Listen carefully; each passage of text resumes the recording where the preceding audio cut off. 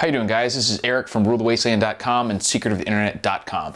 As usual with the recent times, there's been a lot of significant stuff happening globally within the past few weeks and days that could really change what happens over the next few years. Among those are China finally getting the nod from the IMF to be included in the SDR. We have Trump continuing his dominance of the polls, with a lot of people finally admitting that he more than has a chance. We have Mexico facing massive defaults, and although a lot of people agree that ISIS is, or that the U.S. has not been particularly effective in dealing with ISIS, there are some who now, based on a lot of evidence, actually suggest that the U.S. is helping ISIS.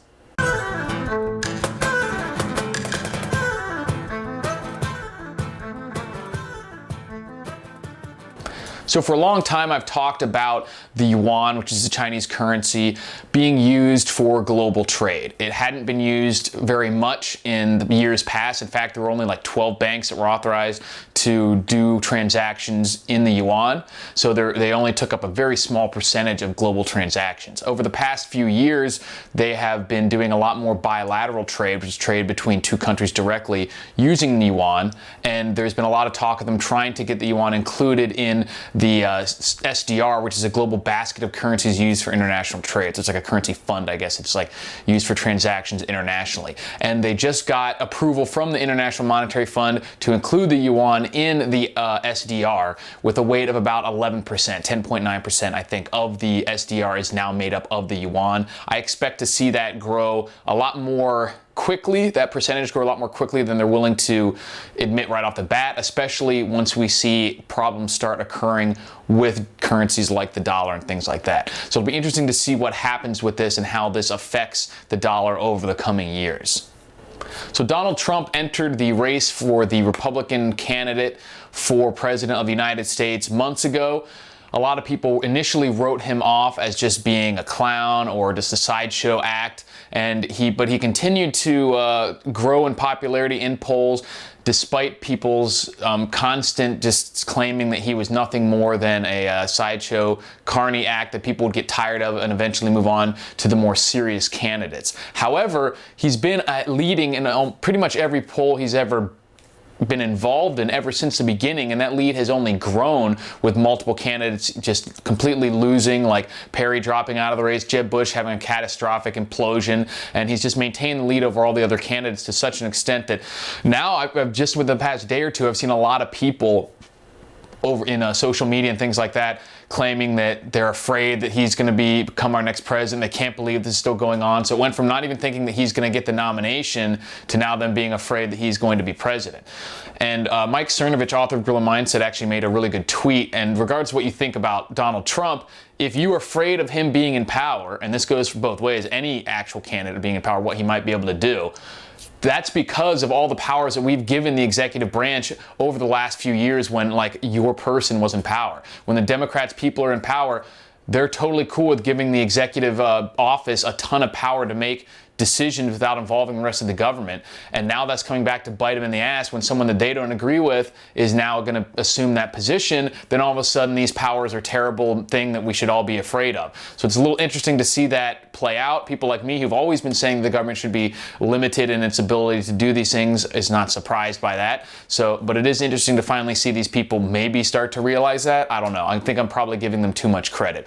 But it'll be interesting to see what happens as we go through the primary process, because it actually seems like a lot of people on the left have all but given up on fighting against Trump getting the nomination, and they've sort of at the point where they're assuming he's going to get the nomination, and now they're just trying to deal with the horror that instills in their sensitive little minds.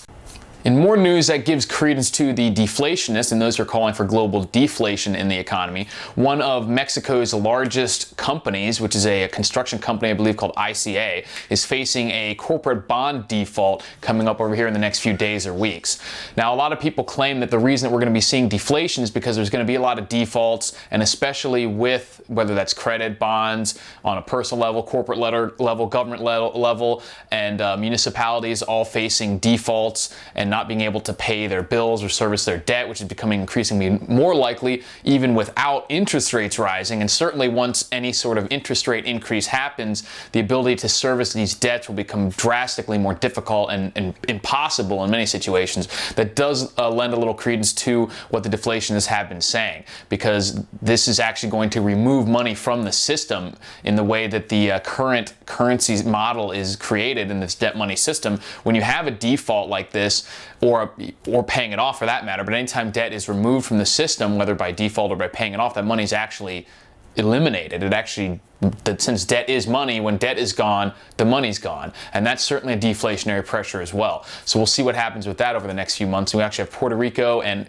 dozens of municipalities across the United States, whether that's cities, counties, states, facing similar situations as well as corporations. And we're also seeing corporations right now taking on a lot of debt because of these super low interest rates that they won't be able to service if either their revenues start to decline or if the interest rates go up.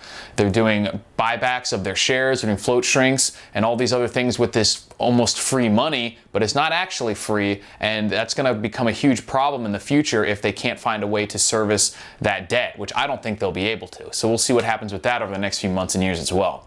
So while many people would agree that the U.S. has not been particularly effective in dealing with ISIS, there are actually some who think that the U.S. is either complicit or even actively supporting ISIS in certain missions. Now, it's no secret that the CIA was originally involved in supporting ISIS, just like they were originally involved in supporting the Taliban. And anytime that there's a regime in the Middle East or somewhere like that that they don't agree with, or that they want to sort of create a proxy war with, they are known for supporting rebels and different types of, entities like that will fight against them to actually try and topple these regimes without getting their hands dirty themselves. And in fact, if you go back and watch Rambo 3, which is a cool movie, the movie is actually dedicated to the Taliban and their fight against the Russians. So how times have changed, and certainly ISIS is sort of facing that situation as well. And there's a lot of people that think that ISIS has been propped up and is even currently being directly supported by the U.S.